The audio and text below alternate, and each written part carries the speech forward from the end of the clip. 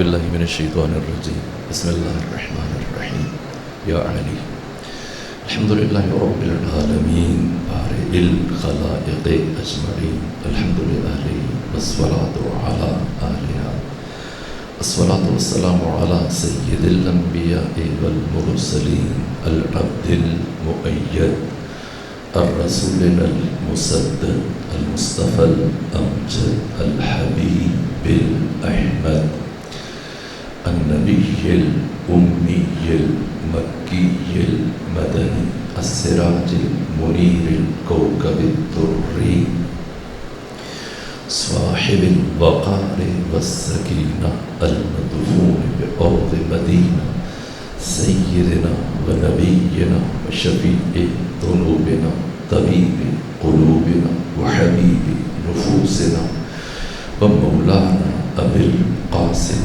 محمد المصطفى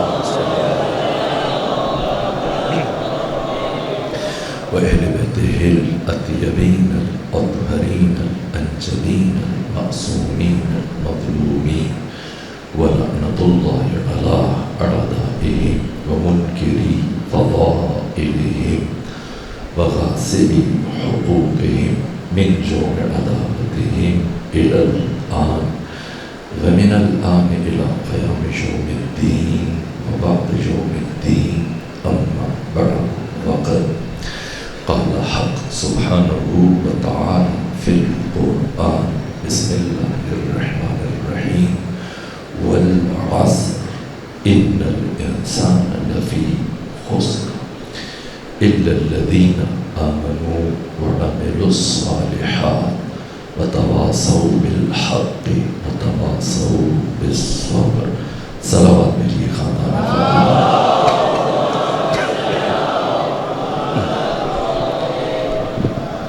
خدای سبحان ہم سب کو حفظ اور پناہ میں رکھے، حوالے سے روزگار سے محفوظ اور معمول رکھے، تمام حاضرین منتظمین بانی مجلس تمام شرکا کو پروردگار طول عمر صحت اور سلامتی کے ساتھ گزارنے کی توفیق عطا فرمائے، اب سب کے رزق و جان و مال و اولاد وسعت و برکت عطا فرمائے، آقا امام زمانہ علیہ آلہ طیب و سلام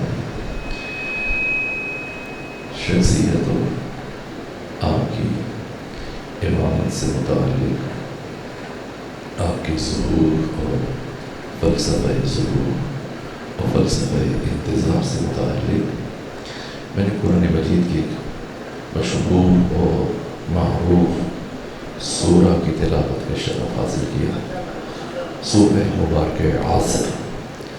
سورہ مبارکہ عصر یہ قرآن مجید کا 130واں سورہ ہے مصحف کی ترتیب کے اعتبار سے، جس ترتیب سے قرآن مجید کو مدون کیا گیا، مرتب کیا گیا، جمع کیا گیا، جس ترتیب سے قرآن مجید کی تدوین اس حالیہ شکل، یہ قرآن مجید کا 130واں سورہ ہے، لیکن جس ترتیب سے قرآن مجید نازل ہوا اس اعتبار سے یہ قرآن مجید کا 13واں سورہ ہے، یعنی بعثت کے پہلے سال میں جو 30 سورتیں نازل ہوئی، ان 30 میں سے 13ویں نمبر پر نازل ہونے والا سورہ سورہ عصر۔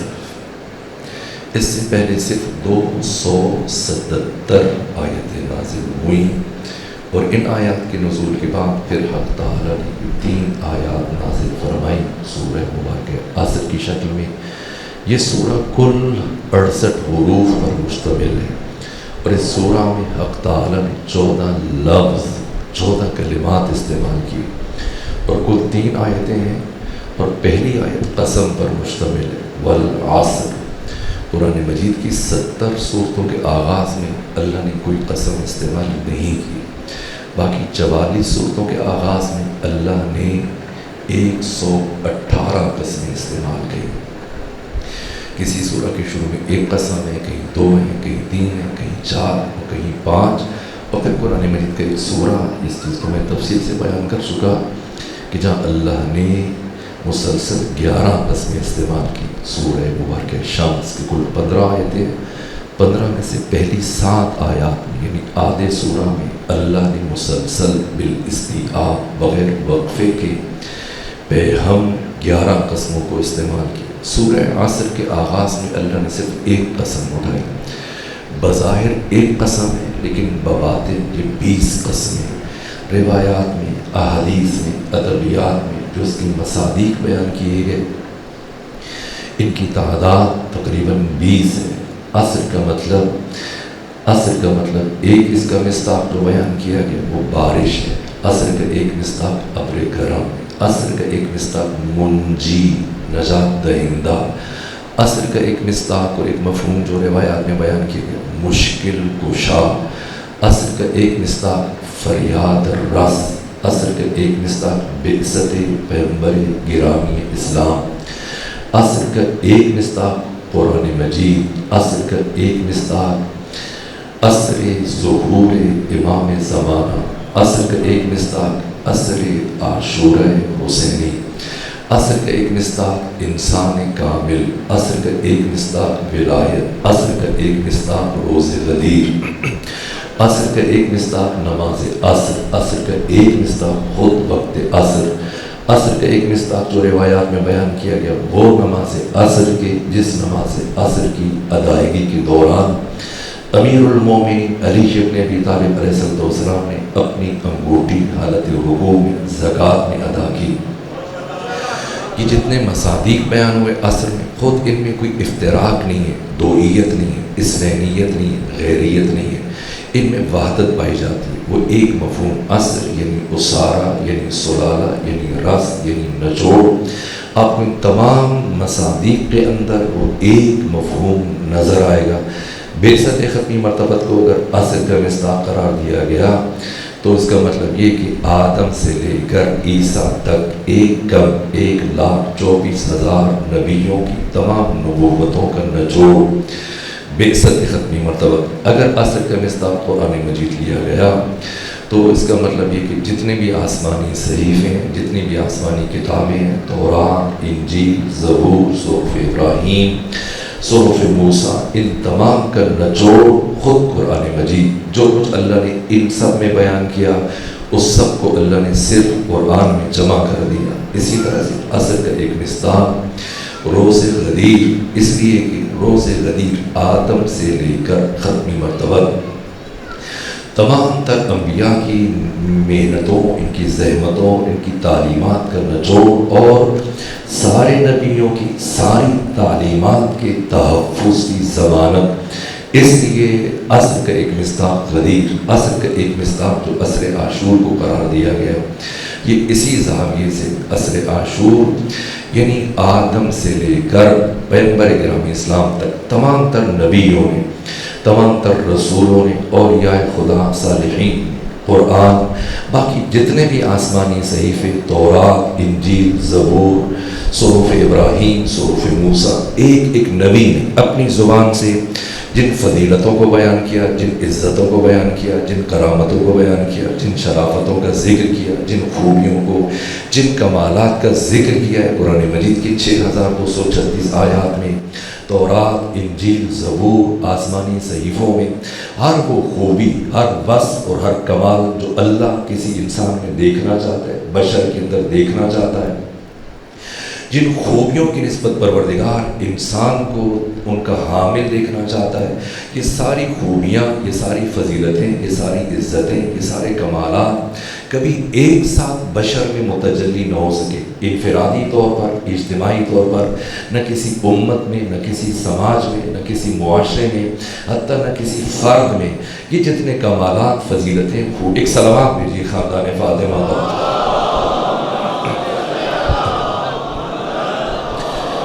یہ جتنی فضیلتیں ہیں، خوبیاں ہیں، کمالات ہیں، عزتیں ہیں، یہ جتنے بھی شرف ہیں جنہیں اللہ نے مختلف انبیاء کے ذریعے سے بیان کیا، آسمانی صحیفوں کے ذریعے سے بیان کیا، یہ کبھی ایک ساتھ تاریخ بشر میں جمع نہیں ہو سکے، ظہور پذیر نہیں ہو سکے، وقوع پذیر نہیں ہو سکے، ظاہر نہیں ہو سکے، نہ انفرادی طور پر، نہ اجتماعی طور پر۔ تاریخ بشر میں، تاریخ عالم میں، تاریخ آدم میں، تاریخ خاتم میں، تاریخ انسانی میں پہلی مرتبہ تمام تر انسانی فضیلتیں، تمام تر انسانی کمالات، تمام تر نیکیاں، تمام تر خوبیاں، تمام تر جمالیات پہلی مرتبہ ایک دن میں سب کے سب خوبیاں، سب کے سب کمالات ظاہر ہوئے، متجلی ہوئے۔ کب، کہاں، کس دن، کس مقام پر؟ اس سرزمین کا نام کربلا ہے، اس دن کا نام عاشورہ۔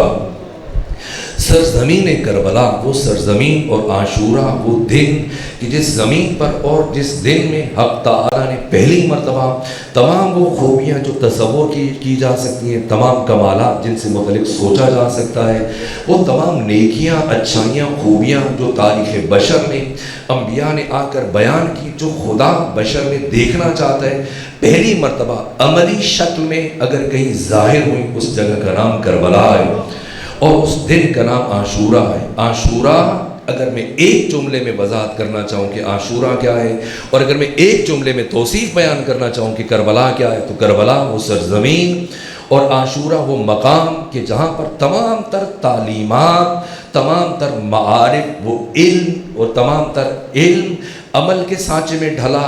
اس طرح سے ہر فکر تہذیب بن گئی، ہر نظریہ تمدن بن گیا۔ بظاہر یہ ایک دن ہے۔ اگر مورخ سے پوچھا جائے کہ بتاؤ کربلا کیا ہے، عاشورہ کیا ہے، تو وہ کہے گا کہ سال کے مہینوں میں سے کسی مہینے کا ایک دن۔ بظاہر یہ ایک دن ہے، لیکن یہ ایسا دن کہ صبح ازل سے لے کر شام ابد تک تمام سلسلہ زمان پر محیط، جس دن سورج طلوع ہوا لیکن سورج قیامت تک غروب نہیں ہو پائے گا۔ یہ ایک دن جس دن تمام تر خوبیاں، فضیلتیں، شرف، کمالات اس طرح سے متجلی ہوئیں خود ذات حسین ابن علی سے، اور آپ کے انصار، آپ کے اصحاب، آپ کے بیٹے، بھتیجے، آپ کے بھائی، کہ ہر ایک ان تمام تر کمالات کا آئینہ دار بن گیا۔ اور یہ تمام تر یعنی روح حسین ابن علی اس طرح سے ان 72 کے وجود میں منتقل ہوئی کہ ہر ایک سے ان مسلسل کمالات کا ظہور ہو رہا تھا، پے در پے مسلسل۔ یہ ایک مصداق عصر عاشور، ایک مصداق عصر ظہور امام زمانہ۔ یہ عصر کا بارز ترین، کامل ترین اور اتم ترین مصداق ہے۔ وقت بہت محدود ہے، اس لیے بس میں تمہیدی مرحلے سے گزرتے ہوئے آیت اللہ وحید خراسانی نے جو آقا امام زمانہ کی شخصیت سے متعلق ایک جملہ کہا، 10-20 احادیث کا نچوڑ اور خلاصہ بیان کرتے ہوئے کہا کہ اگر آدم سے لے کر محمد تک اور محمد مصطفیٰ سے لے کر امام حسن عسکری تک تمام انبیاء، تمام رسل، صالحین، اتقیاء، تمام ائمہ، اولیاء خدا، یہ جتنے بھی عصمت و طہارت کے پھول ہیں، جتنے بھی نبوت و رسالت کے پھول ہیں، یہ جتنے بھی امامت اور ولایت کے پھول ہیں، اگر ان سارے پھولوں کا عطر کشید کیا جائے، خوشبو کو جمع کیا جائے، تو جو عطر معرض وجود میں آئے گا، اس عطر کا نام یوسف زہرا، منجی عالم بشریت، امام زمانہ عجل اللہ تعالی فرجہ الشریف۔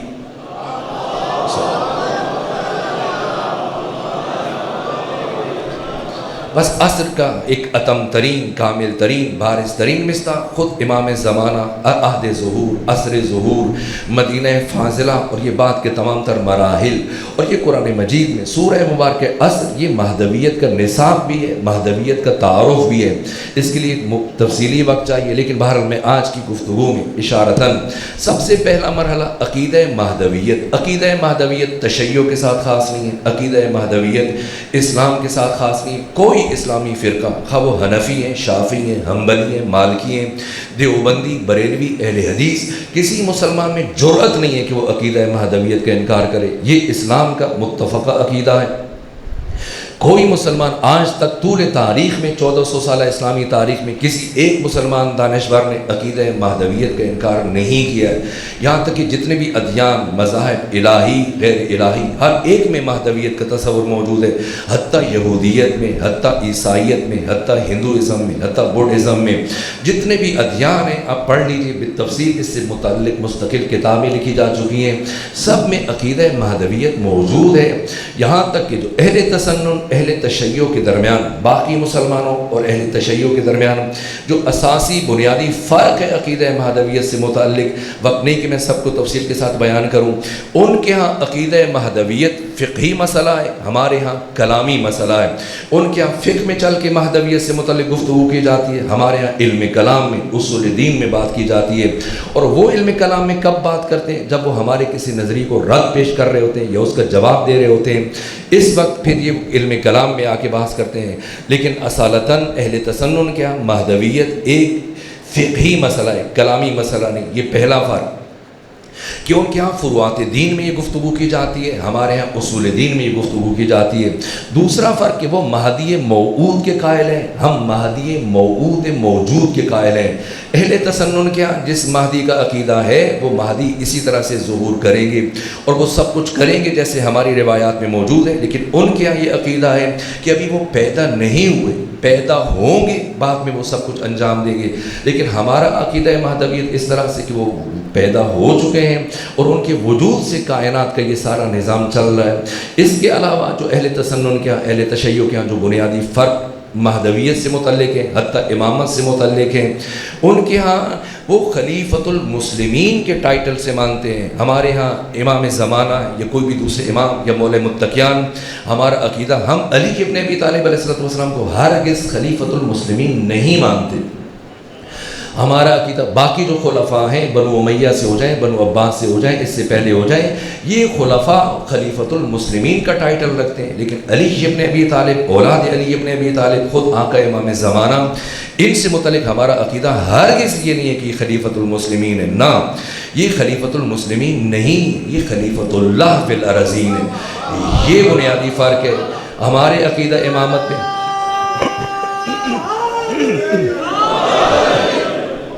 یہ مسلمانوں کے خلیفہ نہیں، یہ اللہ کے خلیفہ ہیں، یہ مسلمانوں کے جانشین نہیں ہیں، یہ خود اللہ کے جانشین ہیں۔ اسی لیے خود امام ششم نے یہ جو ایک دعا عام طور پر ہم مانگتے ہیں نمازوں میں اور نماز کے علاوہ مجالس میں، باقی اوقات میں، یہ دعا ہمارے یہاں بہت زیادہ معروف ہے، مشہور ہے، مانگنی چاہیے۔ اللہم کل ولیک الحجۃ ابن الحسن، یہ دعا بہت اہم۔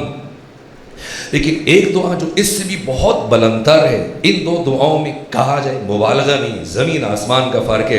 ایک دعا جو عام طور پہ مانگی جاتی ہے، یہ دعا امام زمانہ کی صحت و سلامتی سے متعلق دعا، یہ ایک عمومی دعا ہے، جیسے آپ ایک دوسرے کی صحت و سلامتی کے لیے دعا مانگتے ہیں۔ لیکن ایک دعا جب جناب ابو بصیر نے عرض کیا امام ششم سے کہ فرزند رسول بتائیں عہد غیبت امام زمانہ میں ایک منتظر کی ذمہ داری کیا ہے، کیا کیا کرے، تو حضرت نے فرمایا کہ اپنی واجب اور مستحب نمازوں کے قنوت میں یہ دعا پڑھا کرے، اللہم عرفنی نفسک، پروردگار تو مجھے اپنی معرفت عطا فرما، فَإِنَّكَ إِن لَّمْ تُعَرِّفْنِي نَفْسَكَ لَمْ أَعْرِفْ نَبِيَّكَ، اس لیے کہ اگر تو نے مجھے اپنی معرفت عطا نہ کی، میں کبھی تیرے نبی کی معرفت حاصل نہیں کر سکتا۔ اللہم عرفنی رسولک، پروردگار تو مجھے اپنے رسول کی معرفت عطا فرما، کہ اگر تو نے مجھے اپنے رسول کی معرفت عطا نہ کی، میں کبھی تیری حجت کی معرفت حاصل نہیں کر سکتا۔ یہ نہیں ہے کہ آپ امام کی معرفت حاصل کریں تاکہ نبی کی معرفت حاصل ہو جائے، نبی کی معرفت حاصل کریں تاکہ خدا کی معرفت حاصل ہو جائے، نہ، نبی کی معرفت کے لیے، رسول کی معرفت کے لیے خدا کی معرفت چاہتے ہیں، اور امام کی معرفت کے لیے خدا رسول دونوں کی معرفت چاہتے ہیں۔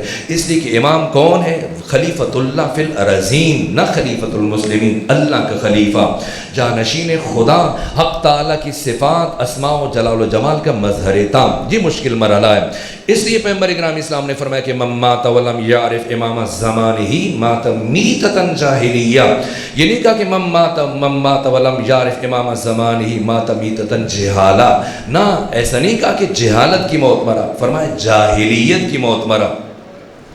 جاہلیت کی موت مرا یعنی کفر کی موت مرا، یعنی گمراہی کی موت مرا، یعنی ضلالت کی موت مرا۔ امامت کی معرفت کی اساسی ترین چیز ہے۔ کیسی معرفت مطلوب ہے؟ اس لیے کہ ایک ایسی ذات کہ جس کا صرف ظاہر ہو باطن نہ ہو، اس کی معرفت نسبتاً آسان ہے۔ جس کا صرف شہود ہو غائب نہ ہو، اس کی معرفت آسان ہے۔ لیکن جس کا ظاہر بھی ہے، باطن بھی ہے، ملک بھی ہے، ملکوت بھی ہے، غیب بھی ہے، شہود بھی ہے، ایک ذی مراتب حقیقت، اس کی معرفت ایک پیچیدہ ترین مرحلہ ہے۔ اس لیے کہ جو عامی فرد ہے، ظاہر بین ہے، وہ ظاہری مرتبے پر نگاہ رکھے گا اور رائے قائم کرے گا، اچھا امام یہ ہوتا ہے، نبی یہ ہوتا ہے، رسول یہ ہوتا ہے، نہ، ایسا نہیں۔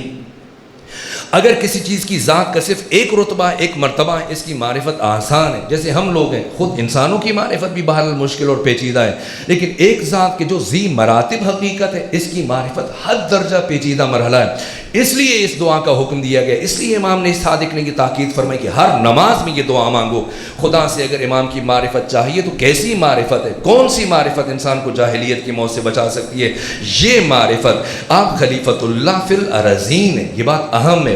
آقا امام زمانہ یا باقی ائمہ دین، یہ جو عمومی طور پر ہمارے یہاں تصورات پیش کیے جاتے ہیں، یہ ایک مشکل مرحلہ ہے. میں رک کر اس لیے کئی جہاں سے امام زمانہ کی شخصیت سے متعلق گفتگو کی جا سکتی تھی، لیکن میں اس لیے بات عرض کر رہا ہوں کہ خود کتاب لکھی گئی ہے. ابھی آقا پناہیان نے کتاب لکھی، بہت اچھی کتاب، مجھے توفیق حاصل، میں نے اس کا ترجمہ کیا. البتہ یہ کتاب چھپی نہیں ہے، لیکن یہ کتاب بہت اہمیت کی حامل ہے. اس لیے اس کتاب کا نام ہے انتظار عامیانہ عالمانہ عارفانہ.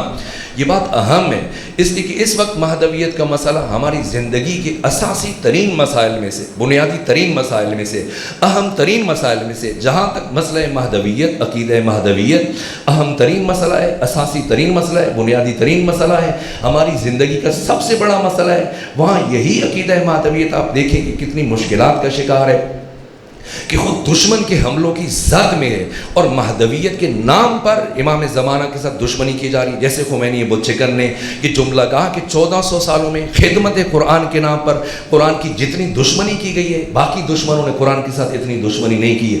ولایت کے نام پر ولایت دشمنی کی گئی، اسی طرح سے مہدویت کے نام پر مہدویت دشمنی کی جا رہی ہے. سمجھنا ہے عقیدہ مہدویت، اس کی روح کو سمجھنا ہے. ایک چیز تو میں عرض کر رہا تھا آپ کی خدمت میں، سے مکمل کروں پھر اس پہلو کی طرف پلٹتے ہیں. آقا امام زمانہ کی شخصیت ایک ذی مراتب شخصیت ہے، ذی درجات شخصیت ہے. اگر کسی ذات کا صرف ایک مرحلہ ہے، ایک رتبہ ہے، اس کی معرفت آسان ہے.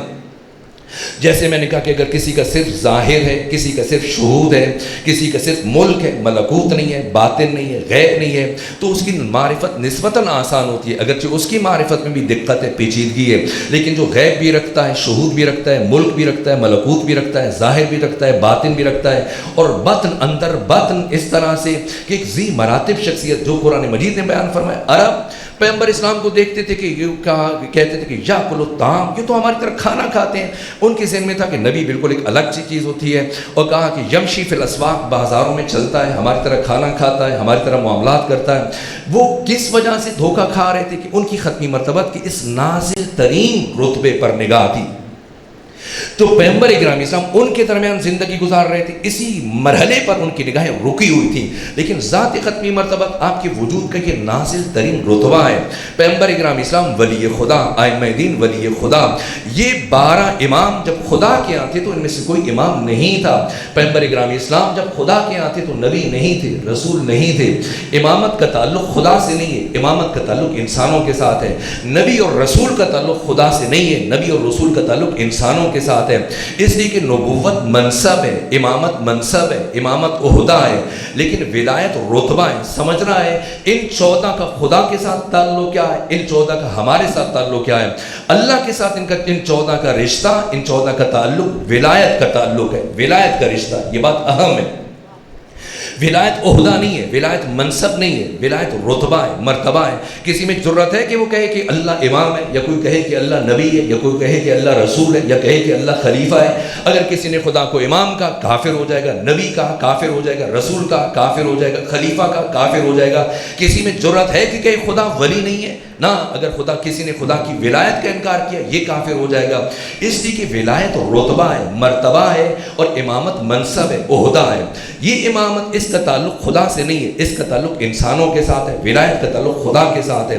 اور ولی اور مولا کے درمیان فاصلے کا تصور نہیں کیا جا سکتا. یہ جو ہم کلمے میں پڑھتے ہیں، لا الہ الا اللہ محمد الرسول اللہ ولی اللہ وصی رسول اللہ و خلیفۃہ بلا فاصل، یہ جو بلا فاصل کی قید ہے یہ توضیحی قید ہے، یہ اضافی قید ہے. ورنہ ولی ہوتا ہی وہ ہے کہ اس کے اور مولا کے درمیان فاصلے کا تصور نہ کیا جا سکے. یہ امام راغب اصفہانی نے بیان کیا ہے، کتاب العین میں آپ دیکھ لیجئے، اسی طرح سے خلیل بن احمد بصری نے بیان کیا ہے، اس طرح سے فقہ اللغہ میں لسان العرب میں جو معنی بیان کیا گیا ہے، یہ مولا کون ہوتا ہے، یعنی ولی اور مولا کے درمیان فاصلے کا تصور نہیں ہے۔ اللہ بھی ولی ہے، یہ 14 بھی ولی ہیں، اور تکوینی اعتبار سے بھی تشریعی اعتبار سے بھی ان 14 کی ولایت میں، خدا کی ولایت میں نہ تکوینی اعتبار سے فرق ہے نہ تشریعی اعتبار سے فرق ہے۔ ان 14 کی ولایت حقیقتاً اللہ کی ولایت کی تجلی ہے، ان 14 کی ولایت حقیقتاً اللہ کی ولایت کا مظہر ہے۔ یہ 14 اللہ کے صفات کے مظہر ہے، یہ 14 اللہ کے اسماء کے مظہر ہیں۔ جو ولایت خدا کی ہے وہی ولایت ان 14 کی ہے۔ اللہ کی ولایت میں، ان 14 کی ولایت میں بال برابر فرق نہیں، صرف ایک فرق ہے۔ وہ کون سا فرق ہے؟ اللہ کی ولایت ذاتی ہے، کسی نے اللہ کو ولی نہیں بنایا، لیکن ان 14 کو اللہ نے اپنے فضل سے اپنی ولایت عطا کی، اس میں سے کچھ کم نہیں کیا۔ یہ بات اہم، اس لیے پوری کائنات کے کسی بھی فرد کا ان 14 کے ساتھ تقابل نہیں، ممکن نہیں ہے۔ حتیٰ کسی نبی کے ان کے ساتھ تقابل نہیں کر سکتے، چہ برسد کوئی صحابی ہو، کوئی تابعی ہو، کوئی تبع تابعین میں سے کوئی کسی کو اٹھایا جائے، نہ ان 14 کے ساتھ کسی کا تقابل اگر خدا کے ساتھ ممکن نہیں کہ آپ تقابل، جس طرح سے اللہ لیس کمثلہ شیء ہے۔ ایت اللہ جوادی عامری انہوں نے اس سے متعلق مستقل کتاب لکھی اور اس میں یہ جملے تحریر کیے، اللہ لیس کمثلہ شیء ہے، یہ 14 مظہر لیس کمثلہ شیء ہے۔ اللہ لم یکن لہ کفوا احد ہے، یہ 14 مظہر لم یکن لہ کفوا احد ہے۔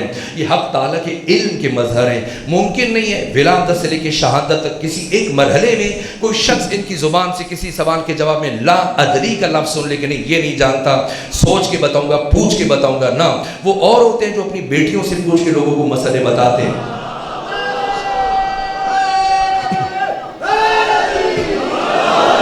یہ 14 شاگرد خدا ہیں،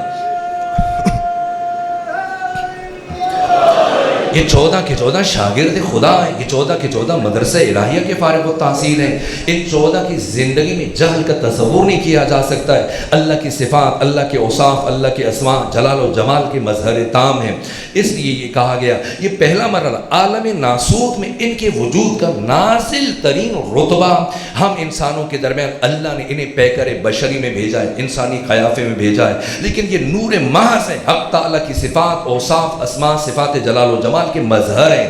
ہم کیوں دھوکے میں کھا جاتے ہیں؟ اس لیے کہ ہم اسی رتبے پر نگاہ رکھ کر رک گئے، یہ تو ہم جیسے ہیں، نہ کوئی نبی ان جیسا نہیں ہو سکتا، چہ برسد کے کوئی عام انسان ان کی برابری کر سکے۔ یہ جو نبی کہ بھائی کیسے ممکن ہے، علی تو نبی نہیں ہے تو پھر وہ کس طرح سے انبیاء سے افضل ہے؟ میں نے کہا کہ محل امتیاز یہ عہدہ نہیں ہے، محل امتیاز رتبہ ہے، محل امتیاز منصب نہیں ہے، محل امتیاز مرتبہ ہے۔ ولایت کی بنیاد پر یہ محل امتیاز ہے، ولایت کی بنیاد پر تعین کیا جائے گا، نہ کہ نبوت اور رسالت اور امامت کی بنیاد پر۔ خود امامت منصب ہے، البتہ اس کے لیے 2 رکن چاہیے، ایک پہلا رکن ہدایت ہے، دوسرا رکن ولایت ہے۔ یہ الگ بات چلی جائے گی جس کو بھی بیان کرنے کا وقت نہیں ہے۔ تو یہ پہلا رتبہ ان 14 کا عالم ناسوت میں ہم انسانوں کے درمیان پیکر بشری میں حق تعالیٰ نے انہیں ہمارا معلم بنا کے بھیجا ہے، مرشد بنا کے بھیجا ہے، مربی بنا کے بھیجا ہے، استاد بنا کے بھیجا ہے، امام بنا کے بھیجا ہے، نبی بنا کے بھیجا ہے، تاکہ ہماری دسترس میں ہو، ہم ان سے فیضیاب ہو سکیں۔ اور پھر اس سے ماورا، اس سے بالاتر، چونکہ یہ ذی مراتب ہستیاں ہیں، اس کے بعد پھر عالم مثال ہے، پھر عالم نفس ہے، اس کے بعد پھر کرتے کرتے عالم ملکوت اسفل ہے، پھر عالم ملکوت اعلیٰ بیت المعمور، آسمان چہارم، اور پھر یہ تمام تر درجات آسمان ہفتوں میں، عرش ہے، لوح ہے، یہ ساری یہ مکان نہیں، یہ مقامات ہیں۔ عرش ہے، لوح ہے، قلم ہے، کرسی ہے۔ کرسی کا مطلب کوئی جگہ نہیں ہے، عرش کا مطلب کوئی مکان نہیں ہے، نہ عرش منتہائے مکان کو عرش کہا جاتا ہے، جہاں مکان کا تصور ختم ہو جائے اسے عرش کہا جاتا ہے۔ منتہائے زمان کو کرسی کہا جاتا ہے، جہاں پر کرسی کا جہاں پر وقت کا تصور ختم ہو جائے، زمان کا تصور ختم ہو جائے، اسے کرسی کہا جاتا ہے۔ یہ 14 مکان سے ماورا، مکان سے بالاتر، یہ 14 زمان سے ماورا، زمان سے بالاتر، یہ 14 جیسے سورہ بارکہ نجم 53 نمبر سورہ میں پروردگار نے ان 14 کی حقیقت سے متعلق اشارہ کیا، جہاں پر نہ زمان کا تصور کیا جا سکتا ہے، نہ مکان کا تصور کیا جا سکتا ہے۔ عالم لاہوت، عالم اسماء و صفات، جہاں پر یہ 14 مقام خلافت الہیہ پر فائز ہیں۔ یہ فرق، یہ زمین و آسمان کا فرق ہے۔ جو تیسرا فرق میں عرض کر رہا تھا، اور وقت نہیں کہ میں اس سے زیادہ اشارہ کر سکوں. ہم میں اہل تسنن میں، ہم میں باقی مسلمانوں میں عقیدہ مہدویت کے اعتبار سے یہ تیسرا فرق، یہ اہم ترین فرق ہے کہ وہ خلیفۃ المسلمین کے قائل ہیں، ہم خلیفۃ اللہ فی الارضین کے قائل ہیں. یہاں تک کہ باقی اعتقادات، باقی جو جزیات ہیں بہت ساری، جس طرح سے خود اصول کافی ہے، اسی طرح سے صحیح بخاری میں بھی حدیث بیان ہوئی. محمد بن اسماعیل بخاری میں انہوں نے یہ نقل کیا پیغمبر اسلام سے حدیث کہ وہ کیسا مرحلہ ہوگا کہ جب جناب عیسیٰ کو چوتھے آسمان سے زمین پر اتارا جائے گا اور میرا بیٹا مہدی بھی آئے گا. والامام منکم، یہ کیسا مرحلہ ہوگا کہ جب امام تم میں سے ہوگا. تو عیسیٰ تو علیہ السلام ہے، تو کیا اب علیہ السلام کو رضی اللہ نماز پڑھائے گا یا پھر عیسیٰ نماز پڑھائیں گے؟ پیغمبر گرامی اسلام کیا فرما رہے ہیں؟ امام تم میں سے ہوگا. تو اس کا مطلب کیا ہے کہ رضی اللہ کسی علیہ السلام کو نماز نہیں پڑھا سکتا ہے. بہرحال یہ باتیں اہم، یہ ایک جہت، یہ ایک پہلو، یہ ایک زاویہ. تو خود اس دید سے اب آقا امام زمانہ، آپ کی شخصیت، آپ کے ابعاد، ایک پہلو ہے تاریخی نقطہ نگاہ سے. اگر ہم آپ کی شخصیت سے متعلق گفتگو کریں کہ آپ کی ولادت کب ہوئی ہے اور کس عمر میں آپ کی غیبت صغریٰ کا آغاز ہوا ہے، کب آپ کی امامت کا آغاز ہوا ہے، کب آپ کی غیبت کبریٰ کا آغاز ہوا ہے، آپ کے نائبین، حتیٰ خود معرفت سے مراد اس طرح کی معرفت نہیں ہے. وہ کون سی معرفت ہے جو انسان کو جاہلیت سے بچا سکتی ہے؟ اس لیے کہ جو معرفت کا معیار ہوگا اسی کے حساب سے پھر انسان کے انتظار کا وجود، یہاں سے تصور شروع ہو جائے گا، عقیدہ شروع ہو جائے گا کہ کون سا انتظار کر رہا ہے. جیسی معرفت ہے ویسا انتظار ہے. بہرحال ایک پیچیدہ مرحلہ ہے، پیچیدہ موضوع ہے، لیکن رک کر میں چند ایک باتیں جتنا اس وقت کے اندر گنجائش ہے عرض کرنے کی کوشش کروں گا. انتظار، اس سے متعلق جو کتاب کی میں بات کر رہا تھا، ایک انتظار عامیانہ ہے، ایک انتظار عالمانہ ہے، ایک انتظار عارفانہ ہے. کبھی انسان انتظار کر رہا ہے، لیکن یہ کون سا انتظار ہے آقا امام زمانہ سے متعلق؟ آیا یہ انتظار عارفانہ ہے جو مطلوب ہے، یا اس کے بعد کم سے کم جو انتظار مطلوب ہے یہ انتظار عالمانہ ہے؟ لیکن اگر انتظار عارفانہ نہیں ہے، انتظار عالمانہ نہیں ہے، پھر انتظار عامیانہ.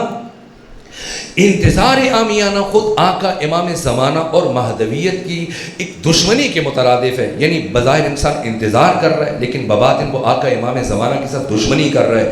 اب پچھلے ائمہ کی زندگی دیکھیے، مولا متقیان سے لے کر امام حسن مجتبیٰ، امام حسین، پھر امام جعفر صادق، امام موسیٰ کاظم، اور اس کے بعد امام علی بن موسیٰ رضا. اور امام علی بن موسیٰ رضا کے بعد آپ دیکھیں کہ ائمہ کی زندگی اتنی زیادہ مشکل ہو گئی کہ باقی ائمہ کی ساری زندگی یا قید میں گزر گئی ہے یا نظر بندی میں گزر گئی ہے، اور کسی امام کو بھی زیادہ نہیں. کتنی زندگی ہیں. اب باقی ائمہ کی دیکھیں، مولا متقیان کی حیات طیبہ 63 سالوں پر مشتمل ہے، امام حسین علیہ السلام کی حیات طیبہ 57 سالوں پر مشتمل ہے، امام حسن مجتبیٰ 47 سال ہے، امام جعفر صادق علیہ السلام آپ کی عمر مبارک 65 سالوں پر مشتمل ہے، امام موسیٰ کاظم 55 سالوں پر آپ کی زندگی مشتمل ہے. اسی طرح سے امام علی بن موسیٰ رضا 55 سالوں پر آپ کی حیات طیبہ مشتمل ہے، امام سجاد 57 سال ہے. لیکن اس کے بعد آپ جیسے جیسے آئیں گے، امام علی نقی کتنی عمر ہے کل امام علی نقی کی؟ 40 سال، 40 برس کی عمر میں شہید کیا گیا. کیوں شہید کیا گیا؟ اس لیے کہ مہدویت سے متعلق جو احادیث ہیں اس قدر یہ قطعی الصدور اور اس قدر واضح ہے کہ کسی میں انکار کی ضرورت نہیں ہے. یہ حد تواتر تک پہنچی ہوئی ہیں. حتیٰ خطبہ غدیر آپ دیکھ لیجیے، اہل تسنن کیا، اہل تشیع کیا، خطبہ غدیر میں جتنی مرتبہ من کنت مولا کا ہے پیغمبر اکرام اسلام نے 4 مرتبہ من کنت مولا کا ہے. خطبہ غدیر میں 4 مرتبہ پیغمبر اکرام اسلام نے امام زمانہ کا نام لیا ہے. غیبت صغریٰ کو بھی بیان کیا، غیبت کبریٰ کو بھی بیان کیا. توحید سے متعلق، صفات خدا سے متعلق خطبہ غدیر میں 110 جملے ہیں. مولا علی سے متعلق پیغمبر اکرام اسلام نے خطبہ غدیر میں 50 جملے استعمال کیے. اس کے بعد امام حسن سے لے کر امام عسکری تک ان تمام ائمہ سے متعلق 20 جملے پیغمبر اسلام نے استعمال کیے. اور امام زمانہ اجل اللہ تعالیٰ فرج شریف سے متعلق پیغمبر اکرام اسلام نے 21 جملے استعمال کیے. یہ مسلم حقیقت ہے، نہ کوئی سنی انکار کر سکتا ہے، نہ کوئی شیعہ انکار کر سکتا ہے، نہ کوئی مسلمان انکار کر سکتا ہے. یہ بات اہم ہے. اس قدر یہ دلائل، اس قدر یہ احادیث قطعی اور واضح اور روشن اور حد تواتر تک پہنچے ہوئے کہ بنو عباس کے حکمرانوں کو جب یہ معلوم ہو رہا تھا کہ مہدی کی اس طرح سے ولادت کا وقت قریب تر آ رہا ہے، تو اب دیکھیں کہ ائمہ کی مظالم بڑھتے چلے گئے، ان کی نسبت سے شکنجے بڑھتے چلے گئے، قید کا دورانیہ بڑھتا چلا گیا. آپ امام علی نقی کو دیکھ لیجئے، آپ امام محمد تقی علیہ السلام کو دیکھ لیجئے، کتنی عمر میں شہید ہوئے؟ 25 سال کی عمر میں شہید ہوئے. آپ امام زمانہ کے پدر بزرگوار جن کی شہادت کے ایام ہے، امام حسن عسکری علیہ السلام، کتنی عمر ہے؟ کل عمر 28 سال ہے. اور 28 سالوں میں بھی آپ کی زندگی کا بڑا حصہ قید میں گزر گیا، امامت سے پہلے، امامت کے بعد. کیوں؟ اس لیے کہ بنو عباس کے حکمران دیکھ رہے تھے کہ کیا ہونے جا رہے، اور پھر آپ کی کیوں امام زمانہ کی ولادت کو مخفی رکھا گیا، کیوں ولادت کے کوئی آثار نہیں تھے، کیوں برابر ٹیمیں مرتب کی گئیں، کیوں برابر اسی پر افواج کو معمور کیا گیا، سپاہیوں کو معمور کیا گیا۔ ہر وقت امام حسن عسکری کے گھر کا طواف کرتے رہتے تھے، جاسوس چھوڑے گئے تھے کہ پتہ چل جائے کوئی بچہ آنے والا ہے، کسی کی ولادت ہونے والی ہے۔ یہاں تک کہ ولادت کی رات تک آپ کی پھوپھی جو امام کی جناب حکیمہ خاتون، ان تک کو بھی پتہ نہیں تھا کہ کوئی خود حیران تھی کہ ولادت کا کہاں گیا، آج کی سحر میں ولادت ہونی ہے 15 شعبان کو، لیکن کچھ پتہ نہیں، کوئی آثار ولادت نہیں۔ کیوں؟ اس لیے کہ اللہ نے اپنی حجت کو بچانے کا اہتمام کرنا ہے۔ اور کب چل 4.5 سال مسلسل تلاش رہی ہے، اور ان 4.5 سالوں میں کیا ہوا امام حسن عسکری کی زندگی میں؟ ہاں، مخصوص اصحاب تک، جن کی تعداد تک ہماری کتب میں ذکر کی گئی ہے کہ کتنے افراد سے امام زمانہ کی ملاقات ہوئی بچپنے میں، تاکہ ایسے نہ ہو کہ کوئی نفی کر سکے ولادت سے متعلق۔ یہ ایسا عقیدہ ہے۔ آپ دیکھ لیجیے امام شعرانی اہل سنت کی کتنی برجستہ ترین شخصیت ہے، انہوں نے بھی پورا رسالہ اس بات پہ تحریر کیا ہے اور لکھا ہے کہ اس وقت آقا امام زمانہ کی عمر مبارک کتنی ہو چکی ہے۔ یہاں تک کہ آپ دیکھ لیجیے محی الدین ابن عربی جیسی شخصیت ہے، عرفان میں، فلسفے میں، تفسیر میں، بحرون کا ایک نام ہے، انہوں نے بھی یہ تحریر کیا کہ دمشق کی جامع مسجد میں میری امام زمانہ سے ملاقات ہوئی، مجھے ان کی زیارت کا شرف حاصل ہوا، اور پھر پورا شجرہ بیان کیا کون ہے امام زمانہ، جو حسن عسکری کے فرزند ہیں، اور اس کے بعد اے مولا متقیان تک، پھر پیغمبر گرامی اسلام تک اس سلسلے کو لے کے چل رہے ہیں، اور پوری علامات کا ذکر نہ اہل تسنن اہل تشیع کا جو فرق میں نے آپ کے سامنے بیان کیا کہ کچھ مہدی اہل تسنن مہدی موعود کے قائل ہیں، ہم مہدی موجود کے قائل ہیں، لیکن سارے سنی مہدی موعود کے قائل نہیں ہیں۔ بہت سارے بڑے برجستہ ترین شخصیات وہ بھی مہدی موجود کے قائل ہیں، یہ سمجھنا ہے۔ یہاں تک کہ کیونکہ مسلم روایات ہیں، سنی شیعہ کی کتابیں چھلک رہی ہیں، ہزاروں کی تعداد میں یہ کتاب میں موجود ہے کہ جب امام زمانہ کا ظہور کعبہ میں ہوگا، اہل سنت کے مرابع میں پڑھا کہ ادھر جب امام زمانہ کا ظہور ہوگا تو اللہ جبرائیل ہم لوگوں نے بس اوقات جناب جبرائیل کے مقام کو اس طرح سے بیان نہیں کیا جاتا ہے۔ جناب جبرائیل انبیاء پر نازل نہیں ہوئے، جناب جبرائیل کو اللہ نے صرف رسولوں پر نازل کیا ہے۔ انبیاء میں سے 1,24,000 انبیاء ہیں، لیکن رسول صرف 313 ہیں۔ اور دوسری چیز یہ بھی مسلم ہے ہمارے یہاں کہ تمام رسولوں پر بھی جبرائیل کو نازل نہیں کیا گیا، مخصوص رسولوں پر نازل کیا گیا۔ جبرائیل غیر معمولی ہستی ہے، آپ کا بہت بلند ترین مقام ہے، یہاں تک کہ رسولوں میں سے بھی ہر رسول پر نہیں ہے۔ خود ابراہیم خلیل جیسے رسول کئی دن مسلسل انتظار کرتے تھے اور دعا کرتے تھے اللہ کی بارگاہ میں کہ مجھے جناب جبرائیل کی زیارت کا شرف حاصل ہو جائے۔ جناب جبرائیل آپ کا شرف، آپ کا مقام سید الملائکہ ہے، سارے ملائکہ کے سردار، لیکن اہل تسنن کی روایات میں یہ موجود ہے کہ جب آقا امام زمانہ کا ظہور ہوگا تو اس دوران میں فوراً بعد جیسی آقا کا ظہور ہوگا اسی لمحے پروردگار جبرائیل کو یہ سلسلہ منقطع ہو گیا، ختمی مرتبہ کی رحلت کے بعد صرف جناب سیدہ کی دلجوئی کے لیے 75 دن تک جبرائیل آتے رہے۔ اس کے بعد پھر جبرائیل کبھی بھی روح زمین پر نہیں آئے، یہاں تک کہ وہ صحیفہ فاطمیہ کے جو جناب جبرائیل وہ اخبار جناب سیدہ کو منتقل کرتے اور جناب سیدہ نے املا کروائی مولا متقیان سے، اس کے بعد جناب جبرائیل کا زمین پر آنے کا سلسلہ منقطع ہوا، اور اس وقت تک منقطع رہے گا جب تک کہ یوسف فاطمہ منجی عالم بشریت آقا امام زمانہ کا ظہور نہیں ہوگا۔ اور یہ سنی شیعہ کتابوں میں نے ان حدیث کا مطالعہ کیا کہ جیسی آقا امام زمانہ کا ظہور ہوگا کعبہ میں تو فوراً بعد دوسرے مرحلے میں جناب عیسیٰ بعد میں آئیں گے۔ جناب عیسیٰ کس مرحلے میں آئیں گے وقت نہیں کہ میں اس کی طرف اشارہ کروں، اور کیوں انبیاء میں سے جناب عیسیٰ کو روک کے رکھا گیا، اس کی حکمت کیا ہے، اس کا فلسفہ کیا ہے، اس کی وجہ کیا ہے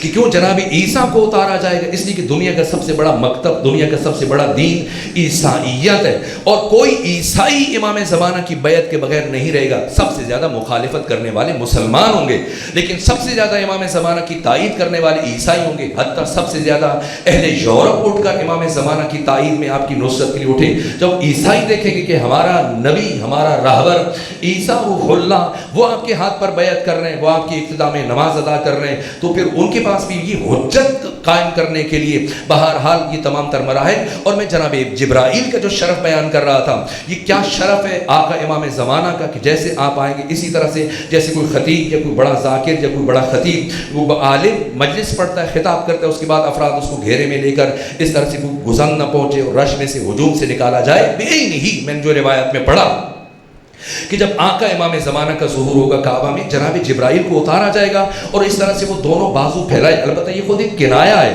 انہیں اللہ جناب امام زمانہ کی حفاظت پر مامور کرے گا۔ اب آئیے اس بات کی طرف، اس بات کی موضوع کی اہمیت اگر کسی حد تک آشکار ہوئی، میں شرمندہ ہوں کہ میں تیزی سے ان مطالب کو بیان کر رہا ہوں، کم سے کم کچھ مطالب بچوں تک، جوانوں تک پہنچنے میں کامیاب ہو جائیں۔ آج کا بڑا موضوع، آج کا مہدویت کے باب میں جو اہم ترین پہلو، جو میں سمجھتا ہوں ضروری ترین ہے، امام کی شخصیت کے باقی ابعاد، مدینہ فاضلہ، آپ کا ظہور کب ہوگا، علامات ظہور کیا ہیں، جب آپ کا ظہور ہوگا تب کیا حالات ہوں گے، اور اس کے بعد پھر امام زمانہ کس طرح سے اسلامی حکومت کا نفاذ کریں گے اور کتنا عرصہ آپ کی حکومت چلے گی، پھر امام کی شہادت کیسے ہوگی، امام کی نماز جنازہ کون پڑھائے گا، پھر قیامت اور اس دوران کا جو وقت ہے اور یہ تمام تر علامات، یہ ساری چیزیں یہ بھی بیان ہونے چاہیے۔ لیکن آج کا موضوع، اہم ترین موضوع، یہ جو میں نے آپ کی خدمت میں اشارتاً عرض کیا، انتظار عامیانہ، انتظار عالمانہ، انتظار عارفانہ، انتظار عامیانہ، یہ خود سب سے بڑی رکاوٹ ہے اس عصر میں آقا امام زمانہ کے ظہور کے راستے میں۔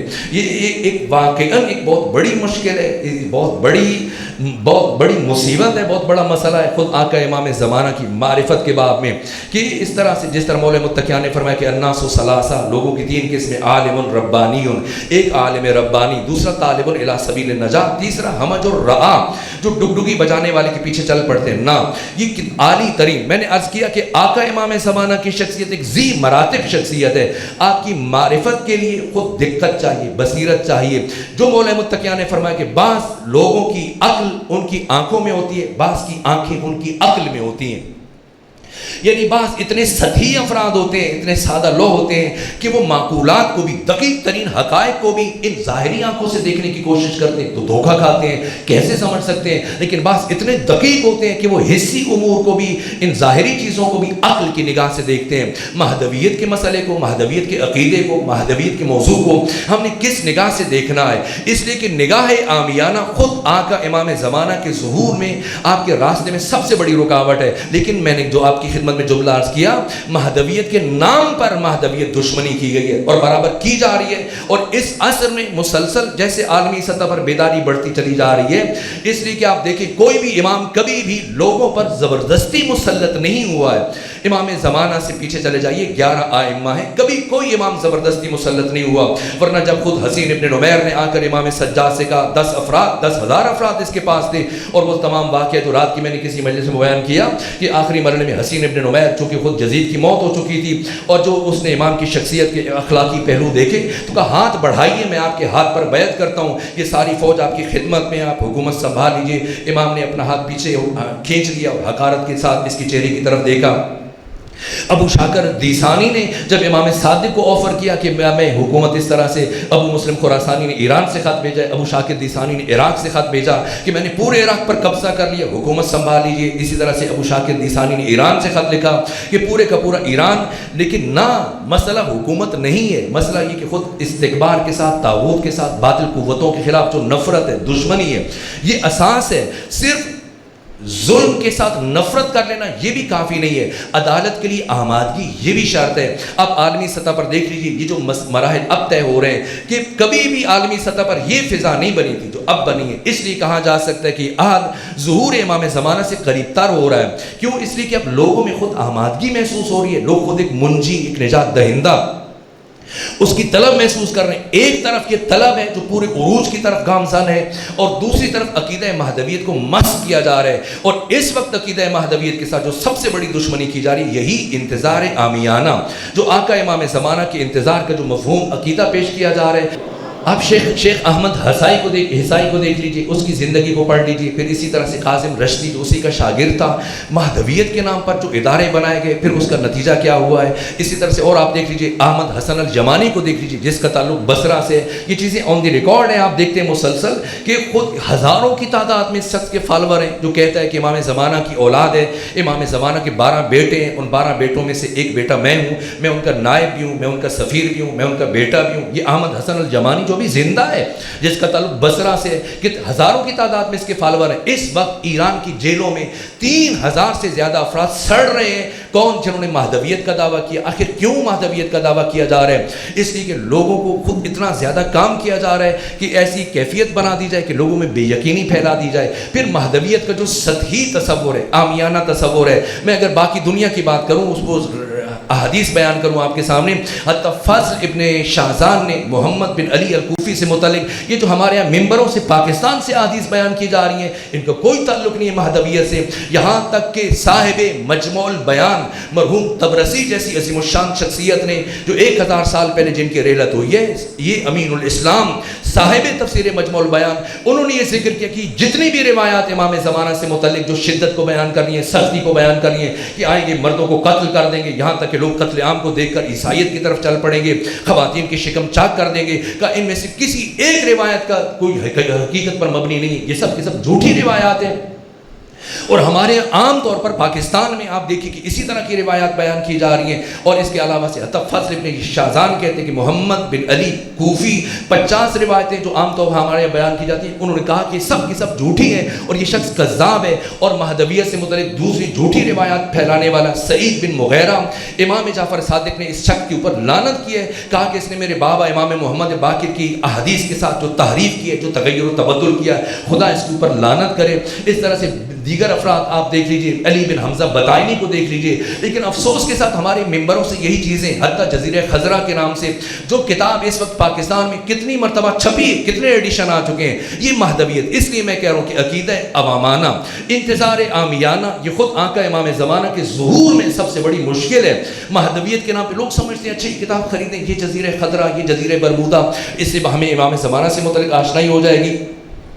اس عقیدے کا دین سے کوئی تعلق نہیں، اسلام سے کوئی تعلق نہیں. جس شخص نے یہ کتاب لکھی ہے وہ ایران کی جیلوں میں سڑ رہا ہے. ٹھیک ہے وہ نجف سے پڑھ کے آیا تھا، صحیح تھا، لیکن بہرحال کیا کیا اس نے، میں مختصراً آپ کی خدمت میں اشارہ کروں، پھر ہم پاکستان کی طرف پلٹتے ہیں، پھر ہم اپنی ذمہ داریوں کا تعین کریں گے. باقی پہلو بعد میں. سب سے پہلا مرحلہ وہ دقیق اور عمیق شناخت ہے مہدویت کی. اس لیے کہ انسان چونکہ علمی مسائل کے لیے ایک دقت چاہیے، ایک تفکر چاہیے، غور و فکر چاہیے، اور انسان غور و فکر سے بھاگتا ہے. چونکہ ہم مانوس نہیں ہے، قصوں کہانیوں پر لگا دیا گیا، خوابوں پر لگا دیا گیا، یہ اس کی زیارت ہو رہی ہے، یہ ہو رہا ہے، وہ ہو رہا ہے، فوراً سے یہ تسبیح پڑھو، یہ ذکر کرو، یہ ورد پڑھو. نہ، مہدویت کے لیے یہ تمام چیزیں بس اوقات رکاوٹ بن جاتی ہیں. مہدویت کے مرحلے میں پہلے دقیق اور عمیق شناخت چاہیے، اور چونکہ دقیق اور عمیق شناخت کے لیے ہماری فکریں مانوس نہیں ہوتی ہیں، اس لیے ہم سطحی چیزوں کے اس ڈگڈگی بجانے والے کے پیچھے چل پڑتے ہیں. یہ مرحلہ میں جہاں تک یہ جزیرہ خضرا کتاب لکھی گئی، جس کا اردو زبان میں اب کئی ایڈیشن آ چکے ہیں، ابھی بھی اسی طرح آپ سٹالوں پہ دیکھیں گے بک رہی ہیں.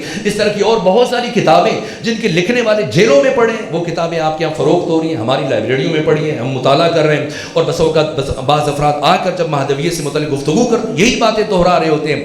یہ خود مہدویت کے ساتھ دشمنی ہے. یہ جزیرہ خضرا لکھنے والا شخص، اس کا تعلق ایران سے، پہلے نجف سے پڑھا، پھر کچھ عرصہ قوم میں رہا، اور اس نے پھر کرج سے اس کا تعلق تھا جو قوم سے 4 گھنٹے کے فاصلے پر. تو وہاں پر اس نے ایک خانہ کعبہ کا ماڈل بنایا اور لوگوں کے ساتھ مخفی طور پہ اس کے رابطے تھے، اور عالمی اداروں کے زیر سرپرستی کام کر رہا تھا. اور اس نے کعبہ بنایا ہوا تھا وہاں پر، اور پھر وہاں پر اس نے 50,000 افراد کو اکٹھے کرنا تھا. اور یہ بہت بڑی سازش تھی، اور مسلسل لوگوں کے ساتھ اس کے مخفی رابطے تھے، دن معین تھا، اور اس دعوت کو مخفی طور پہ رکھا گیا تھا کہ ایک وقت میں جب جیسی سب افراد اکٹھے ہو جائیں گے پھر اس کو آشکار کر دیا جائے گا. ظاہر ہے کہ پھر ایک فرد جو اتنی بڑی تعداد میں ایک چیز کو ظاہر کر دے، پھر گرفت عالمی ادارے شور مچائیں گے کہ اس کو کیوں گرفتار کیا گیا، اور باقی مسائل پیدا ہو جائیں گے. لیکن خود ایرانی جو ادارے تھے اس کے پیچھے لگ گئے، اور اس اجتماع سے 2 دن پہلے اس کو اریسٹ کیا گیا، گرفتار کیا گیا. اور جب اس کو ٹی وی کے اوپر لے کے آئے اور اس سے جب انٹرویو لیا گیا، اینکر پرسن نے پوچھا کہ بتاؤ تمہیں امام زمانہ کے ملک میں، آقا کے اس دیش میں تمہیں اتنی بڑی جرأت کیسے ہوئی ہے کہ تم نے مہدویت سے متعلق یہ کہا کہ آقا امام زمانہ مجھے خواب میں آئے. انہوں نے کہا کہ میرا ظہور اس کعبہ میں نہیں ہوگا جو سعودی عرب میں، جو مکہ میں ہے، چونکہ وہ سعودیوں کے قبضے میں ہے. تو مجھے یہ حکم دیا کہ تم کرج میں کعبہ بناؤ اور بتاؤ میرے چاہنے والوں کو، میرے محبین کو کہ میرا ظہور یہاں پر ہوگا۔ تو اس نے باقاعدہ سے وہ کعبہ بنایا اور ایک مخفی اس طرح سے چھپا کر، اور پھر ایک دن معین کیا جس دن 50,000 افراد نے جمع ہونا تھا، اور 2 دن پہلے اس کو گرفتار کیا گیا۔ اور جب اینکر پرسن نے سے پوچھا کہ بتاؤ تمہیں آقا امام زمانہ کے دیس میں اتنی بڑی جرأت اور گستاخی اور جسارت کی کیسے جرأت ہو گئی ہے، تو اس نے جو بیان کیا ہے وہ خود اس کا تعلق براہ راست ہم سے ہے۔ کہا کہ جب میں نجف سے پڑھ کے آیا اور میں مجالس پڑھنا شروع ہوا، اور جب میں گفتگو کرتا تو میں دیکھتا کہ لوگ میری باتوں پر دھیان نہیں دے رہے، لوگ میری باتوں کو توجہ سے نہیں سن رہے، تو میں پریشان رہتا اور سوچتا کہ کیوں لوگ میری باتوں کو توجہ سے نہیں سنتے، دھیان سے نہیں سنتے۔ یہاں تک میرے ذہن میں ایک ترکیب آئی کہ میں ذرا روٹین سے ہٹ کر ایک ایسی اچھوتی بات کروں، ایسی منفرد بات کروں، الگ بات کروں کہ جسے سن کر لوگ چونک پڑیں اور توجہ دیں کہ ہاں یہ نئی بات ہے۔ جیسے بس اوقات ہمارے یہاں بھی کہا جاتا ہے، بڑے اعتماد سے کہا جاتا ہے کہ آج میں آپ کو وہ بات سنانے لگا ہوں جو اس سے پہلے آپ نے کبھی نہیں سنی ہوگی۔ کون شخص یہ دعویٰ کر سکتے ہیں؟ اگر کتابوں موجود ہے پھر تو کبھی نہ کبھی اس کو پڑھا بھی گیا ہوگا، سنا بھی گیا ہوگا۔ یہ جب اعتماد سے کہہ رہے کہ اس سے پہلے آپ نے کبھی نہیں سنی ہوگی، اس کا صرف ایک مطلب ہے کہ بات من گھڑت ہے، یہ بات جعلی ہے، یہ خود اس نے اپنے ذہن میں گھڑی ہے۔ بے نہیں اسی طرح سے کہا کہ میں نے پھر ایک بات سوچی، اور یہاں تک کہ جب میں تقریر کرنا شروع ہوا تو میں نے ڈرتے ڈرتے اپنی تقریر میں اس بات کو شامل کیا۔ جب میں نے اس بات کو شامل کیا تو خلاف توقع مجھے خوف تھا کہ کوئی اٹھ کے کھڑا نہ ہو جائے، روکے نہیں، فوراً سے جو سوئے ہوئے لوگ تھے، جو بے دہانی میں ادھر ادھر دائیں بائیں دیکھ رہے تھے، چونک کر میری طرف دیکھنا شروع ہو گئے اور واہ واہ کی کہ کیا مولانا نے کیا دقیق بات کر دی، کیا نئی بات کر دی۔ کہا اس کے بعد پھر رفتہ رفتہ اس بات کا دورانیہ بڑھتا چلا گیا، 1 سے 2 منٹ، 2 سے 3 منٹ، پھر یہاں تک کہ پھر صرف میں تقریر کو خطاب کے شروع میں جو خطبہ پڑھتا تھا، کوئی آیت یا حدیث پڑھ دیتا تھا، اس کے بعد میں جتنی بھی باتیں کرتا تھا سب من گھڑت، سب کی سب میری اپنی محنت ہوا کرتی تھی۔ یہاں تک کہ پھر بیرونی اداروں کے ساتھ، ایجنسیز کے ساتھ میرے رابطے استوار ہو گئے، اور پھر ان کی ایما پر میں نے یہ کام کیا ہے۔ یہ بات اہم ہے، یہ سننے والوں کا کردار۔ اس لیے لوگ ہماری جہالت سے، پاکستان میں، ہمارے ملک میں بہت سارے لوگ اس لیے عالم بن گئے کہ ہم خود جاہل ہیں، ہم سادگی کا مظاہرہ کر رہے ہیں۔ دیکھنا پڑے گا اس کا مبلغ علم کیا ہے۔ یہ چیزیں میں عام طور پہ اس طرح سے کبھی شاید آپ نے بھی نہیں سنا ہوگا، لیکن یہ خود میری درد ہے، تکلیف ہے۔ مہدویت جو آج کا اہم ترین مسئلہ ہے، جب میں عالمی سطح کی بات کر رہا ہوں، احمد حسن الجمانی کی بات کر رہا ہوں، احقاقی کی بات کر رہا ہوں، دیگر افراد کی بات کر رہا ہوں، یہاں پر خود مہدویت کے لیے اگر ہم کردار ادا کرنا چاہتے ہیں، نصاب مہدویت خود قرآن مجید ہے۔ اگر کوئی مہدویت کو سمجھنا چاہتا ہے، امامت کو سمجھنا چاہتا ہے، قرآن کا مطالعہ کرے، احادیث کا مطالعہ کرے۔ امام زمانہ آ کر کوئی نیا کام نہیں کریں گے، آپ وہی کام کریں گے جو 250 سالوں میں 11 ائمہ دین نے انجام دیا ہے۔ وہی ان کے کردار میں وحدت ہے، ان کے عمل میں وحدت ہے، ان کی سیرت میں وحدت ہے، منہ برابر فرق نہیں ہے۔ ان 11 ائمہ کی سیرت کے آئینہ دار ہیں۔ اب وقت نہیں ہے کہ میں ایک ایک کر کے جزیات بیان کروں اور آپ کے سامنے عرض کروں، اس لیے خود جو چیزیں بیان کی جاتی ہیں، مثلا آپ کے لاہور میں ایک شخص ہے جس نے خود امام زمانہ کے ساتھ منسوب ایک تاج بنایا سونے کو، بڑے فخر سے، میڈیا کے اوپر آپ دیکھ لیجیے، سرچ کر لیجیے، یہاں تک کہ تاج کے میں نے اتنے کروڑ روپے خرچ کر کے یہ تاج بنایا سونے کا۔ یہاں تک ایک تاج اس طرح سے میں نے وہ سونے کی تلوار بنائی ہوئی ہے اور اس طرح سے خود سے بنائے ہوئے ہیں، اور امام زمانہ سے متعلق یہ چیز سونے کی بنائی ہوئی ہے، وہ چیز سونے کی بنائی ہوئی ہے۔ اتنا نہیں جانتا کہ سونا مرد کے اوپر حرام ہے، جب ایک عام مرد مسلمان پر سونا حرام ہے، جو خود دین ہے، جو وارث شریعت ہے، وہ سونے کا تاج پہنے گا۔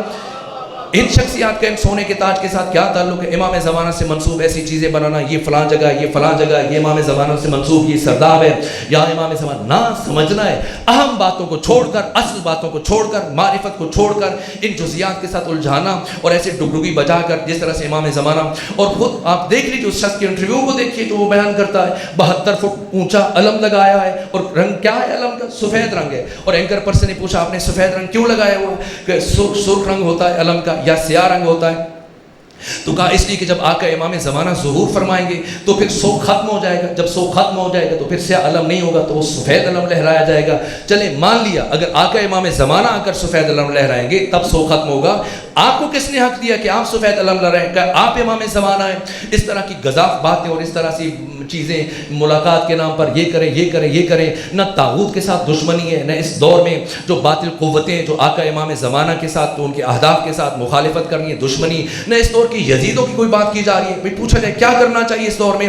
کہا کہ طہارت اختیار کرنی چاہیے، تزکیہ اختیار کرنا چاہیے، اور تزکیہ کہاں سے شروع ہوتا ہے؟ وضو سے شروع ہو کر وضو پہ ختم ہو جاتا ہے۔ کیا کرنا چاہیے؟ وضو کریں، اور جب وضو ٹوٹ جائے پھر وضو کریں، اور جب پھر وضو ٹوٹ جائے پھر وضو کریں۔ کیا ثم ماذا؟ So what? پھر کیا کرنا چاہیے؟ یہ صحیح شناخت ہے، یہ خود آقا امام زمانہ کی معرفت میں سب سے بڑی رکاوٹ ہے۔ اس لیے خود یہ انتظار آمیانہ آقا امام زمانہ کی معرفت کے راستے میں میرے عزیزوں سب سے بڑی رکاوٹ ہے، اور باقی پہلو امام زمانہ آ کر کیا کریں گے؟ وہی کریں گے جو پیغمبر اکرام اسلام نے کیا، جو باقی ائمہ دین نے کیا۔ میں شرمندہ ہو کے وقت تمام ہوا، بس میرے عزیزوں باقی اگر کسی اور موقع پر مجھے موقع ملے گا تو پھر میں نہیں، یہ تمہید تھی، اگرچہ مشکل مرحلہ تھا، لیکن بہرحال چونکہ اہل علم، اہل دانش، اہل بصیرت، اہل معرفت اور اہل ذوق اس مقام پر تشریف فرما ہوتے ہیں، ذمہ دار افراد اس مقام پر جمع ہوتے ہیں، اس لیے میں نے خود اس موضوع پر، اس مقام پر آپ افراد کے لیے ان چیزوں کو عرض کیا ہے، اور اگر ممکن ہوا باقی 3 سے 4 دنوں میں کسی اور مقام پر بھی جہاں بات چھوڑی یہیں سے بات آگے بڑھائیں گے۔ بس آقا امام زمانہ تاریخ انسانی کی مظلوم ترین شخصیت ہیں، جو ابھی تک لوگ ہم اشک بہاتے ہیں، لیکن آقا امام زمانہ خون کے اشک بہائیں گے، اور خون کے اشک بہا رہے ہیں، کیوں؟ یہ خود ایک الگ موضوع ہے۔ بہرحال یہ ایام حضرت امام حسن عسکری پدر بزرگوار کے آقا امام زمانہ کی شہادت کے ایام میں میرے عزیزو ہمارے ہاں جو بیان کیا جاتا ہے، جناب سیدہ زہرا کے رخسار پر تماچا لگا، جناب سکینہ سلام اللہ علیہ کے رخسار اطہر پر تماچا لگا۔ لوگ سمجھتے ہیں صرف جناب سیدہ کو تماچا لگا ہے، صرف جناب سکینہ سلام اللہ علیہ کو۔ میں نے پڑھا ہے خود مادر امام زمانہ جناب نرجس خاتون کے رخسار اطہر پر معتمد عباسی نے تماچا مارا ہے۔ یہاں تک کہ خود سوچنے کا مقام ہے، کیا وجہ ہے کہ بی بی امام زمانہ کی امامت کا جب آغاز ہوا، امام حسن عسکری علیہ السلام کی جب شہادت ہوتی ہے، 1 سال سے زیادہ زندہ نہ رہ سکی ہیں، 9 مہینے 9.5 مہینے یہ بی بی زندہ رہی ہیں، پھر شہادت ہو گئی۔ جس دن آقا امام زمانہ کی امامت کا آغاز ہوا ہے، اور جیسے امام زمانہ نے اپنے بابا امام حسن عسکری کی نماز جنازہ ادا کرنے کے لیے جب وہ ایک شخصیت کو پیچھے ہٹایا اور کہا کہ امام کی نماز جنازہ صرف امام ادا کر سکتا ہے، جیسے امام آگے بڑھے تو 4.5 سالوں سے تلاش کرنے والا معتمد عباسی اور اس کے باقی افراد اور سپاہی جیسے ہی پتہ چلا، آگاہی ہوئی کہ ہاں امام زمانہ امام حسن عسکری کے فرزند موجود ہیں، فوراً سے جیسی نماز جنازہ ختم ہوئی ہے، ان 200 افراد نے حملہ کیا، آقا امام زمانہ کی گھر کی حرمت کو پائمال کیا گیا۔ صرف سیدہ زہرا کے دروازے کی حرمت کو پائمال نہیں کیا گیا، میں نے پڑھا ہے دیواریں پھلانگ کر معتمد عباسی کے یہ سپاہی آقا امام زمانہ کے گھر میں داخل ہوئے، دروازے کو توڑ دیا گیا ہے، اور جو ظلم ہوا کس طرح سے بی بی کو اسیر کر کے جناب نرجس خاتون کو لے کے جایا گیا، اور کس طرح سے باقی کا وقت آپ نے قید میں گزارا، کیسے بی بی کی شہادت ہوئی ہے۔ آئیں پرسہ پیش کرتے ہیں آقا امام زمانہ کو۔ میں تفصیلی شہادت 7 اور 8 جو ربیع الاول کی مجالس ہیں ان میں عرض کروں گا، بس ایک جملہ عرض کرتا ہوں، وقت ختم ہو چکا ہے میرے عزیزوں۔ میں نے جو پڑھا ہے، ہر امام کی جب شہادت ہوئی ہے، مولا متقیان سے لے کر امام حسن عسکری تک، وقت شہادت اس امام اور معصوم کا سر کسی نہ کسی دوسرے معصوم کی گود میں ہوا کرتا تھا، لیکن ایک ایسے غریب امام ہے، ایک وہ غریب معصوم ہے کہ وقت شہادت آپ کا سر کسی دوسرے معصوم کی گود میں نہیں تھا۔ اس غریب امام کا نام حسین ابن علی۔ یہاں تک کہ جب آپ کی شہادت کا مرحلہ قریب آیا، میں نے پڑھا کہ جو ایک چھوٹی بچی 3.5 برس کی بچی تلہ زینبیہ پر اپنی پھوپھی جناب زینب سلام اللہ علیہ کے ساتھ کھڑی یہ سارا منظر دیکھ رہی تھی، اور جب وہ قیامت کا مرحلہ شروع ہوا، جب شمر ابن ذوالجوشن ایک مرتبہ امام حسین کو کندھوں سے دھکا دے کر آپ کے سینے کے اوپر سوار ہوا، اور پھر وہ لمحہ آیا جس سے متعلق آقا امام زمانہ خون کے آنسو بہا رہے کہ جب شمر ابن ذوالجوشن نے امام حسین کی داڑھی کو بائیں ہاتھ سے پکڑا، دائیں ہاتھ سے تماچے مارنا شروع کیے۔ یہ وہ لمحہ تھا جب یہ چھوٹی بچی اپنی پھوپھی جناب زینب سلام اللہ علیہ کے ساتھ لپٹ گئی، کہا پھوپھی اماں میرے بابا کو مارا جا رہا ہے، میرے بابا کو بچا لیجئے۔ لیکن جب ثانیہ زہرا نے فرمایا نہ سکینہ، آپ کے بابا کا یہ حکم ہے، یہ ان کی وصیت ہے، میں یہاں سے آگے نہیں جا سکتی، یہ سننا تھا۔ اس بچی نے دوڑنا شروع کیا، خیام کی طرف دوڑی ہے، اور پہنچ کر 22 برس کے ایک جوان کے شانوں کو ہلایا، بھیا سجاد اٹھے، ہمارے بابا کو مارا جا رہا ہے۔ اور جب کوئی آواز نہ آئی، اب اس بچی نے دوڑنا شروع کیا، اور جب یہ بچی مقتل میں پہنچی، دعا کرے خدا نہ کرے کوئی بیٹی اپنے باپ کا وہ حال دیکھے جو جناب سکینہ سلام اللہ علیہ نے اپنے بابا امام حسین کی حالت دیکھی کہ ایک مرتبہ یہ شقی تماچے مار رہا تھا، اور آگے بڑھ کر جب یہ بچی اپنے بابا سے لپٹ گئی، اس شقی نے خنجر ایک طرف رکھا اور پھر ایسا ظلم کیا کہ یہ بچی اپنے بابا سے کافی فاصلے پر جا کر گری۔